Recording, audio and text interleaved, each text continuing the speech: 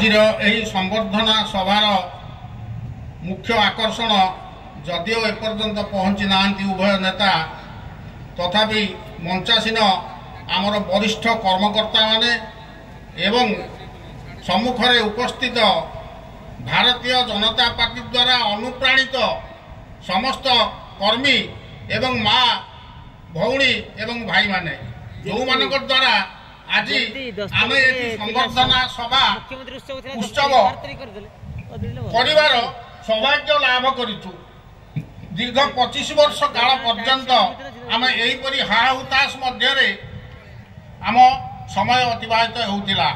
Vote गणति परे आमर प्रार्थी हारी जाइछंती एही भलिया खबर सुनी से जो जंत्रणासिक्त समय आमर आज कटि जाइछि।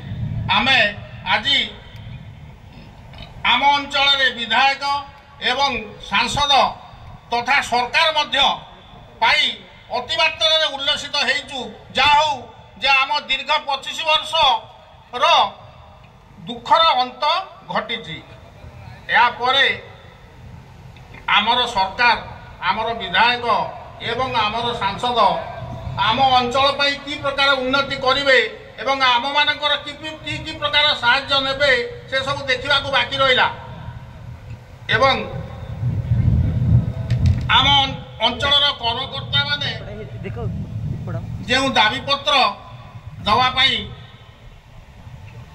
लेखिकी रखिंट से मु दुईटी दाबी पुणी लिखापी अनुरोध करुच्ची जे गोटे है आम अंचल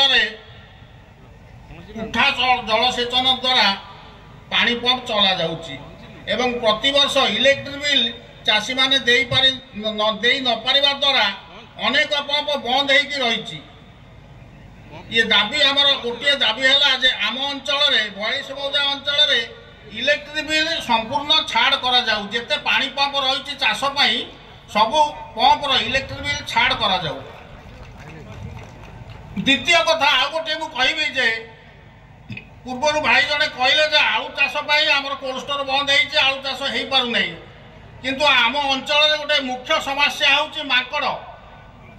माकड़ कौन कर शतकड़ा 60 भाग फसल आमर ये नष्ट कर दौरान माकड़ मान द्वारा आमर 42 मौजावासी अतिशय अतिष्ठ होती। आज संबर्धना सभार उत्सव माध्यम मु सांसद एवं आमर नवनिर्वाचित विधायक को अनुरोध करी जे आम अंचल जिते माकड़ अच्छा वन विभाग द्वारा तांको धरी नहीं शिमिलीपाल जंगल में छाड़बार व्यवस्था करेंगे। जदि यहाँ करा हुए ताहले आम अंचल शतकड़ा 60 भाग पनीपरिया छत्र बजार को जाई बिक्री हेबो एवं चाषी भाई माने उपकृत हेबे। मोर एतिके अनुरोध ए मोर दुईटी दाबी जदिओ सांसद एवं विधायक आम पाखरे उपस्थित नाहांती तेबे ए कथा तांको काने निश्चय पड़िबो एवं से ए दिगरे किसी कार्यकारी करने पाई चेष्टा करेंगे।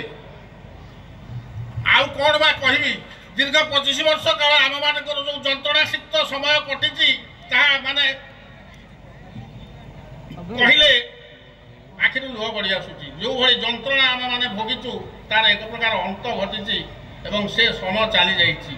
आज आम नुआ सरकार पाइचु नुआ विधायक पाइचु एवं नुआ संसद पाई गर्वरे आम मैंने उत्फुल्लित। ये सब आपण मान द्वारा ही होती जो मैंने आम पाखे बसी आम सम्मुखें बसी समस्त भोट मध्यम आम मैंने आज यही जगार एक संबर्धना उत्सव करिबारे सक्षम हो। समस्त को निवेदन करी जे समस्त विधायक एवं सांसद को सहयोग करेंगे एवं आम अंचल किपरि उन्नति हेबो से दिगरे ब्रती हेबे। एति कही मोर वक्तव्य शेष करुछि। जय जगन्नाथ।